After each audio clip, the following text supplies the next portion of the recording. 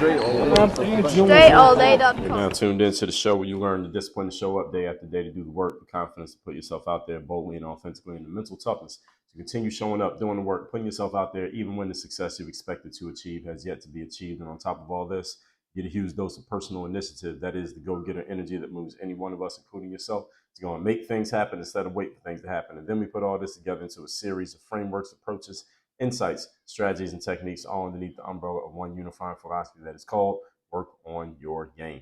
My name is Dre Baldwin, also known as Dre All Day, and welcome to the show. And today's topic is old is not necessarily bad and new is not necessarily better. But before we get into that, let me remind everybody, I send out a text message every single day, guaranteed to have you focused, sharp, and on point to start your day. Also send one out every Monday, guaranteed to get you focused, sharp, and on point to start your week. I call them, respectively, the daily motivation and the Monday motivation. Very simple titles, and they do exactly what I told you you're going to do. You want to get these messages, and all you need to do to get them is to text me and join my text community free of charge. My number is 305-384-6894. Once you're in the text community, again, you'll be eligible to get those messages. That's the only way you can be even eligible to get those messages, and we'll tell you your options as soon as you text me. Secondly, Work on Your Game University. That is the only place I do any coaching. People ask me, Dre, do you do any coaching? Do you work with anybody directly? Is there a way that I can just have you as my personal coach? The answer is yes, yes, and yes. And the only way to do that is by being a member of Work on Your Game University. As a matter of fact, that is the main thing that we are focused on over here at the Work on Your Game, in the Work on Your Game world, is Work on Your Game University. So that's actually the best way that you can engage with me, is by being in Work on Your Game University, because that's where the focus and energy and attention is over here in our organization. So go to workonyourgameuniversity.com. That link is also down below in the description, or you can just remember that and type it into the URL, your favorite browser. Again, workonyourgameuniversity.com. That is the only place you can work with me directly, the only place that I do any coaching. And it's pretty good from what I hear. And if you go to alldrealldday.com, you can see some feedback from other people who have worked with us. Just in case you are wondering, Dre, do you have any social proof of what you've actually done? The answer is, I got more social proof than you have time to consume. So go to alldrealldday.com. You want to see that, then go to workonyourgameuniversity.com once you are properly satisfied. With all that out the way, let's get into today's topic, which is, again, old is not bad, new is not better necessarily. Now, while I originally thought that this episode would be targeted towards the younger demographic, and maybe some of you who hear this, you might think that I'm targeting this toward the younger demographic, the millennials as they were. Let's say I was talking like people under the age of 30, I guess that's what you all are. I don't know what millennials is. It doesn't even matter, because in the process of mapping out my points today, I realized that what I'm going to share applies to people over the age of 30 as well. This applies to everybody. So this is not just targeted at the quote unquote young people, whatever those of you out there consider yourselves to be young, regardless of your age. Because we all sometimes find ourselves chasing down bright, shiny objects just because they are new, just because they are bright, shiny objects. We had to be careful of this. I talked about this in episode 2012, avoiding shiny information syndrome. And if you didn't even know that existed, I created it, shiny information syndrome, which is what most of us fall victim to these days because information is so easy to get. And then episode 1703, how to protect yourself from shiny object syndrome, which is the one that most of you are, the common term that most of you are familiar with. So all of us fall victim to this, and it has nothing to do with your age. It has to do with just where you are putting your attention and your focus. We find ourselves chasing these things down just because they're new and because they're a change of pace from what we have known and what we have done. This is not always the smartest thing to do. And today I'm going to explain to you logically and as objectively as possible why this is. You don't always want to go and do the new thing and discard the old thing just because the new thing is new and just because the old thing is old. Again, whatever you consider to be quote unquote new or old. Let's get into it. Point number one. Topic once again is old is not bad, new is not better. Number one, some traditions can be outdated and need a facelift. This is sometimes the case. All right. Sometimes there are some things that you're like, all right, this is kind of old. We need a new look. Sometimes you look at your website and say, all right, this website looks like 5 years ago. Let's update the website. All right, this logo looks like 2 decades ago. Let's update the logo. All right, this building that our local sports team plays in is kind of old. Let's tear this one down and let's build a new one to get the taxpayers to pay for it. All right, sometimes you do need to do this. Sometimes you do need a new thing because the old thing is simply outdated and you can make sense of it being outdated. Some things, however, on the other hand, are traditions because they serve a useful purpose And thusly, those traditions should be preserved, no matter how old they are. The fact that they're old might be proof that they have stood the test of time. That means you should not get rid of them. That means you should keep them. So while it is natural for a younger generation to push back against the traditions of a prior generation, i.e., all of us, we look at things that our parents cherished and that our parents always did, and it's just a natural thing for us to look at least some of the things that our parents did and want to push back against it and say, well, I'm not going to do that because that's kind of old. That's for people a couple generations ahead of me, i.e., your parents. Let me do something different in that sense. There may be some things your parents did you held on to, but there are also some things your parents did and believed and cherished that you discarded and pushed back against just out of sheer perversity, just because it was old. Right? And we all do this. It's natural for human beings to do this, but we got to be smart about it. We got to be vigilant about this because, again, some things stand the test of time because they've stood the test of time. All right, they don't stand the test of time just because they're old and people are lazy. Stand the test of time because there's nothing better that has come along to replace it. Everyone understand this? It is not always the smartest approach to get rid of something just because it's been around for a while. Sometimes things get old because they work consistently and they translate from era to era, generation to generation. So some of these things that I'm referring to, they get old because they work consistently. These are also known as principles. We talked about principles, strategies, and tactics in episode, let me pull that episode up. That was episode number, talked about principles so much, I got to look through here to find it. Episode 2211, principles, then strategies, then tactics. Principles are timeless. Principles do not change. A simple principle, I told you a bunch of them and when I did the work on your gain commandments. The 12 work on your gain commandments is actually 13. But one of the principles, early is on time, when time is late is forgotten. That doesn't go away. All right, there's no time in history, at least given our current science, that's going to be an old, outdated idea. All right, so principles stay principles. And all of you, listen to this show right now, you should have personal principles that you adhere to and that you abide by. You should know exactly what they are. You should be able to say what they are. You should be able to verbalize your personal principles. What are your personal principles? What are you about? If you run an organization, you run a business, what is your business about? You should know. And the people who work for you, they should know. They should know. What are principles? Because principles stand the test of time. So when you're long gone and your great granddaughter is running your company that you started, they should be adhering to the same principles that you adhere by. At least if they were taught the right way by your kids and you taught your kids the right way, they should pass those principles on. And they should understand that some things may change. This ain't changing. What are the principles? When it comes to certain lines of work in the marketing space, there are certain principles that go with any type of marketing that gets done. If you're doing direct response marketing, there has to be some way that someone can respond. There has to be a call to action. If you don't have a call to action, you're not doing direct response marketing. That's a principle of it. All right, there's no way that can change. All right, that's just a principle of how things work. And there are other principles that people are trying to attack, and unfortunately, we're seeing a lot of people in a cowardly way allow these principles to be attacked. All right, here's a principle that I'll give you. There are only two genders. They're male and female. There is no non-binary. That does not exist. There's no such thing as a non-binary person. All right, if you were born, when you were born, you either had a vagina or you had a penis.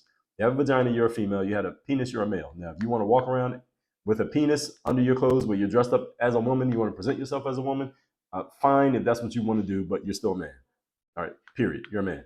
And vice versa, you're a female. All right, there is no such thing as a non-binary person. It does not exist. All right, and that's a principle.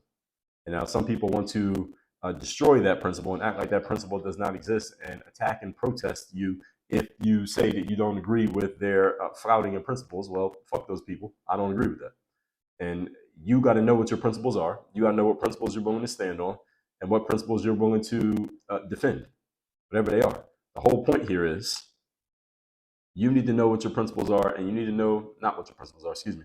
You need to know what are the things that stand the test of time for a reason that you're willing to stand on and you're not willing to bend on. These are some of the quote unquote old things that will survive from, again, era to era, generation to generation. Your job is to discern which of these things can cross over from the old to the new and stay in place despite the fact that they've been around, and which things need to be replaced because they've been around. So you got to make choices here. So whichever you decide, you should be able to clearly articulate your reasoning for your decision. Okay, so this is a thing that's been around for decades, but we're going to keep it around because, and then you fill in the blank as to why you want to keep it around. All right, here's the thing that's been around for a while. We're going to replace this because, and you need to articulate why you're going to replace it. Whatever you decide, there needs to be a clear articulation of your reasoning. Not, oh, I'm just going to do it because it's old, because it's been around. That's not a clear articulation. That's not a clear articulation. It sounds good, but it's not a clear articulation.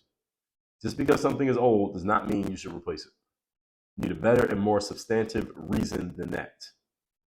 So, what are some other old things that have always been around that I think most people should adhere to? Saying please and thank you. Also known as manners. I don't care what year it is. Everyone should have manners. There's no time in the next 100, 200 years that all of us will be gone that saying please and thank you will be outdated and old.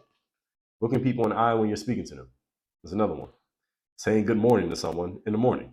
These are all old, but they're not necessarily bad things to do. Just because they're old doesn't mean you should throw them out. Again, I was on X, formerly known as Twitter, maybe about a month ago, and Twitter is the only place on social media where I actually engage in comments with people.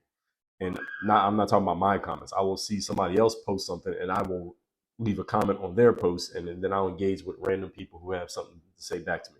And I was doing this on Twitter one particular day. I don't even remember what the subject was. I think it was something around basketball.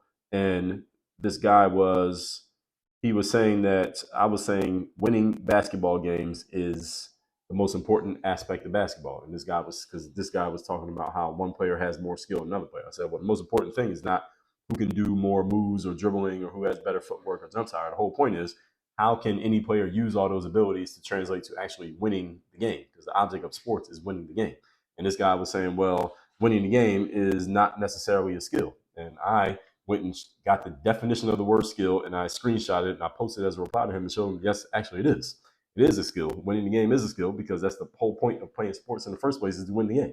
And he responded by saying, well, you pulling up a definition out of the dictionary is outdated and archaic. And I said, what the hell are you talking about?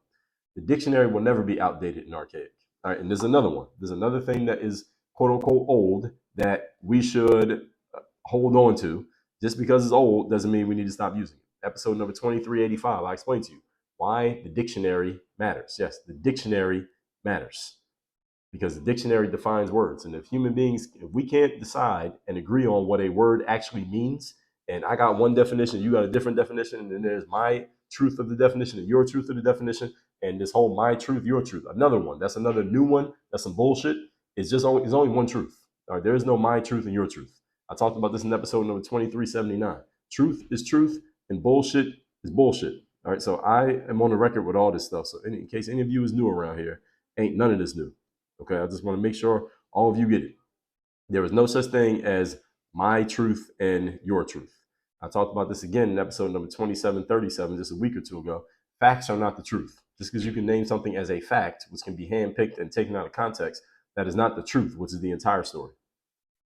But we get this whole my truth, your truth nonsense. All right, that's some new shit that needs to be thrown back into the garbage pile that it was taken from. There's only one truth. So if we can't agree on what words mean, we can't communicate. And if we can't communicate, we get chaos.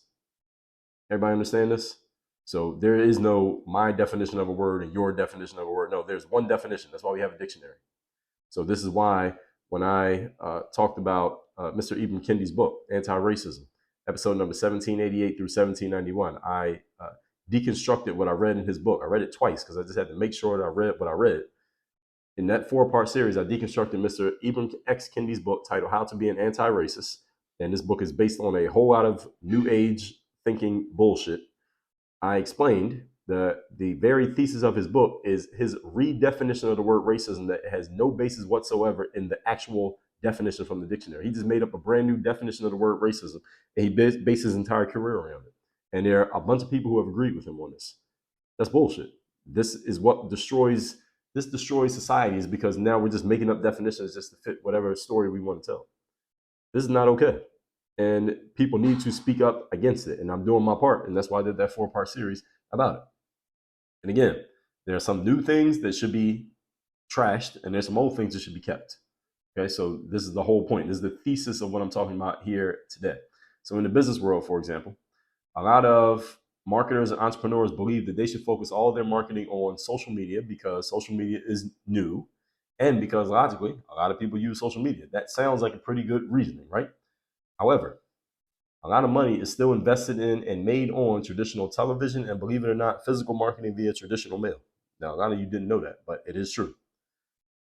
And I'll tell you something else is true. Facebook, Amazon, Google, you know where they spend a lot of their advertising dollars? TV and physical marketing. Facebook, Amazon, and Google spend more money doing television and physical mail marketing than they spend doing online marketing. And these are companies that are basically all online. That is true. That's not a fact. It's true. And again, these are the companies that are telling you you should do everything on the internet. They're spending their money on things that are offline. Again, go do the research for yourself, or you can take my word for it. So this is the whole point. Just because something's new doesn't mean you should throw out the old. Now, sometimes there's a blend. You can take the new stuff and the old stuff, and you can combine it together. You can combine your knowledge of social media with your understanding of the principles of marketing, and you can do a little bit. You can do a mix of marketing, which you should do anyway, because you don't want to tie yourself to any one way of marketing anyway. If something happens in that one way, what happens to you? So the whole point here is there is less competition in some of these spaces where things are quote unquote old, simply because everybody's running to the new thing. Remember, folks, something being traditional does not always mean bad, nor does it mean outdated. Anyhow, if you're into marketing, again, your decision should be based on data, not based on old or new or any of this stuff, not on your feelings, and it shouldn't even be based on your thoughts. Who cares what you think? The data decides. Oh, guess what? You didn't know? I got an episode on that too. I talked about that in episode number 2494, Data Over Drama. Also, episode number 2141, Data Decides. Point number 2. Today's topic, once again, old does not mean bad. New does not mean better. Number 2, newer is not necessarily better, as we've gone into already. Remember, as a salesperson or a marketer, and all of you are salespeople and marketers, you should market in the opposite way from how you buy. Now, why am I telling you that? And you should buy in the opposite way from how you market. Why am I telling you these things? Well, listen to what I'm saying. I'll explain it to you. It is much easier to sell something to another person when you position it as being brand new, fresh, improved, or something that's never happened before. It's easier to sell something to someone when you position it that way than if you sell it to them as something that has always existed, that people have simply never noticed or implemented. And hey, you should buy this. This has been sitting on the shelf for 10 years. You didn't know about it, but now that you know about it, you should buy it. It's hard to sell something that way. But if you tell somebody, hey, this just came out 10 minutes ago, you'll be the first one to have it. It's much easier to sell it, even though it might be the exact same product.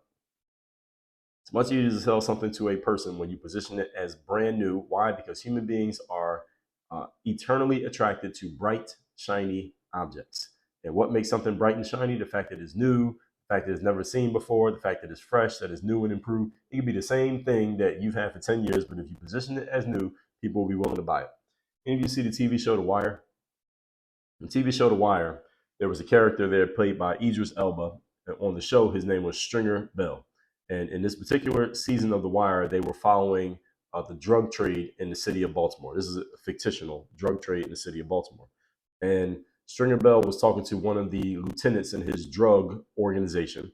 And the lieutenant was saying, the lieutenant was one of the guys who actually was on the streets doing the drug dealing. And Stringer Bell was not on the streets touching the drugs, but he was in control of the whole operation. And the lieutenant was saying to Stringer, hey, man, I'm really looking forward to us getting that, this new version of cocaine that we're going to sell, whatever the product was.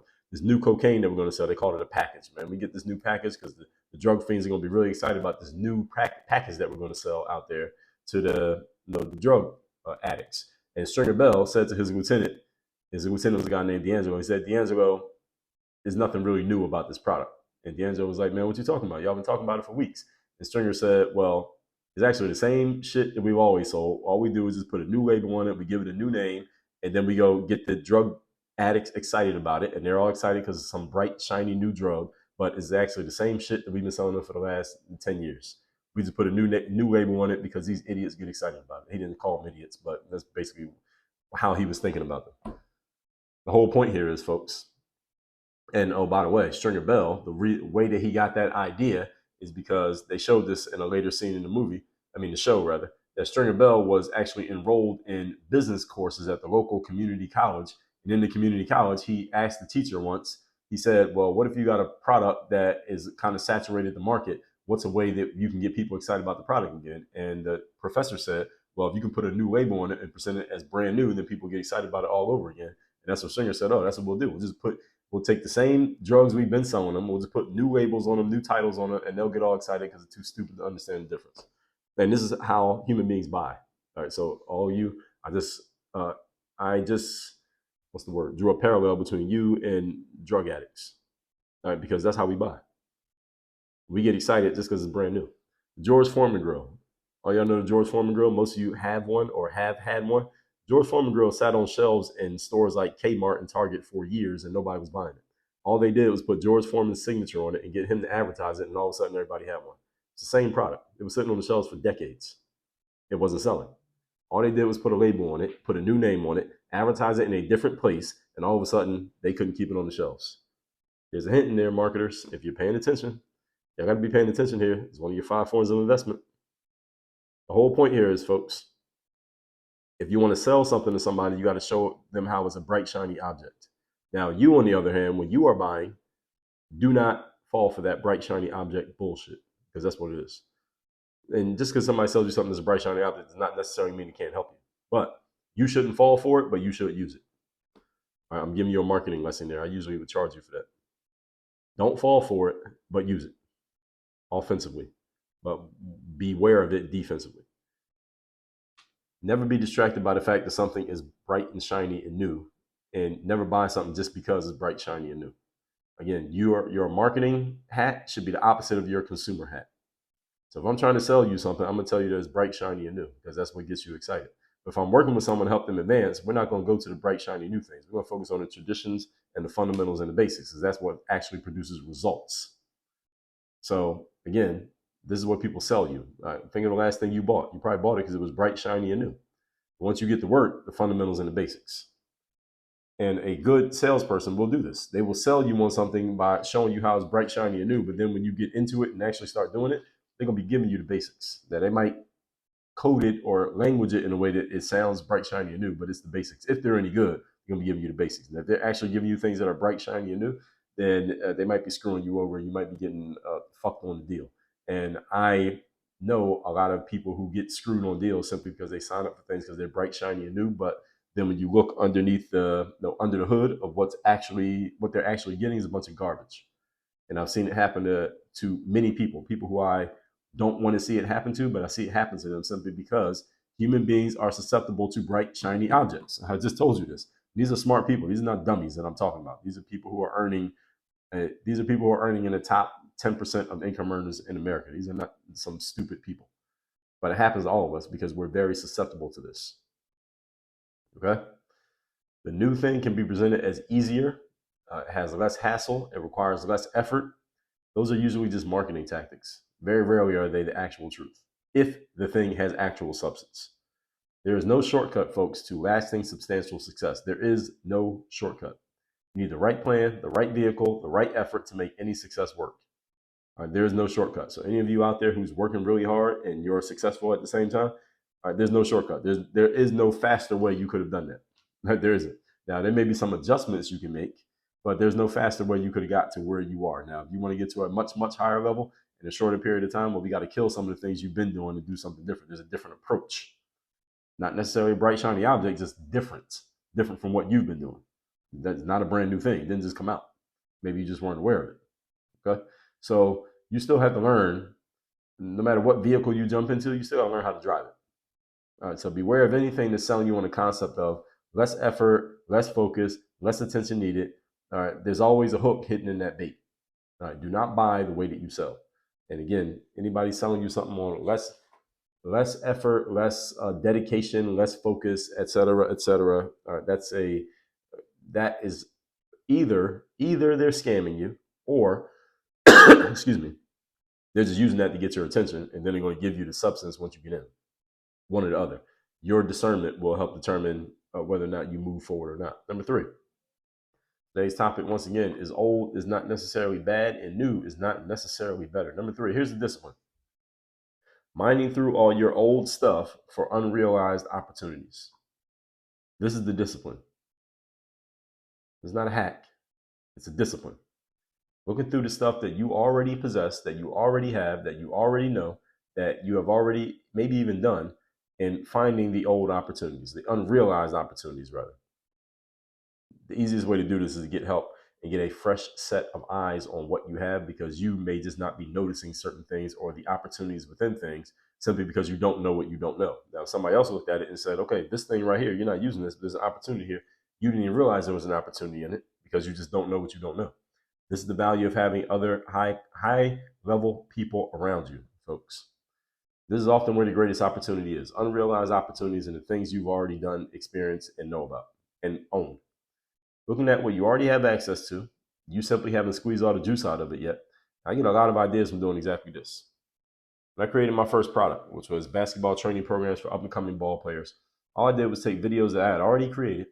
I put a process and organization around those videos, and I had a product. I didn't have to create anything new in order to create these products. All the products I subsequently created in the basketball space, were based on material that I had already created. I just came up with a creative new way to repurpose that material, put a price tag on it, and I turned it into money. Many of you, especially if you're a content creator, online or offline, you probably have 20 to 50 products sitting right under your nose you don't even realize you have, simply because you have not thought creatively about how to use what you have. Or you just don't see what you don't see. And you will never figure it out because, again, you're limited to only your brain. That's why you got to get other people's brains involved in your process. Again, this is known as coaching. This is known as joining masterminds. The best way to figure this out is not to sit in the dark room and wait for the ideas to come to you. That's probably not going to work. All right. Again, how old are you? All right. That's how many years you've been waiting for ideas to come to you.